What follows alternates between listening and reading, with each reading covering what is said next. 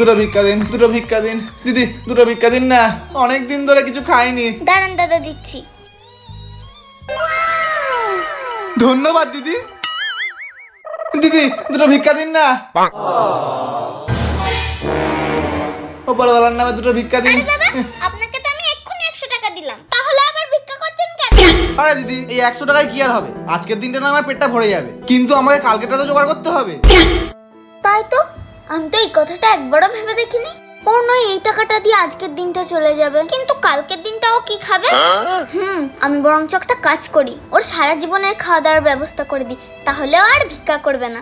দাদা, আমি যদি তোমার সারা জীবনের খাওয়া দাওয়ার ব্যবস্থা করে দিই, তাহলে তুমি আর ভিক্ষা করবে না তো? না না ম্যাডাম, আর ভিক্ষা করবো না, এই পেটটার জন্য তো ভিক্ষা করছিলাম। যদি রোজকার খাবারের ব্যবস্থা হয়ে যায় তাহলে আর ভিক্ষা করবো কেন? ঠিক আছে, আমি তাহলে তোমার এক্ষুনি ব্যবস্থা করে দিচ্ছি। ঠিক আছে ঠিক আছে ম্যাডাম। ঠিক আছে, তুমি আমার ব্যাগটা ধরো। হ্যালো, আজকে থেকে পেট ভরে খেতে পারবো। আরে ম্যাডাম, আপনি ফোন করেছিলেন? হ্যাঁ হ্যাঁ স্যার। কি হয়েছে বলুন? ইন্সপেক্টর স্যার, এই লোকটা আমার থেকে আমার ব্যাগ ছিনিয়ে নিয়েছে আর আমাকে উল্টোপাল্টা টন্টিটকারি করছে। জানোয়ারের বাচ্চা, মেয়ে দেখলে টন্টিটকারি। চল চল চল, ওঠ ওঠ, জেলের ভাত খাবি তখন বুঝবি। চল চল। দাদা, তোমার রোজকার খাবারের ব্যবস্থা।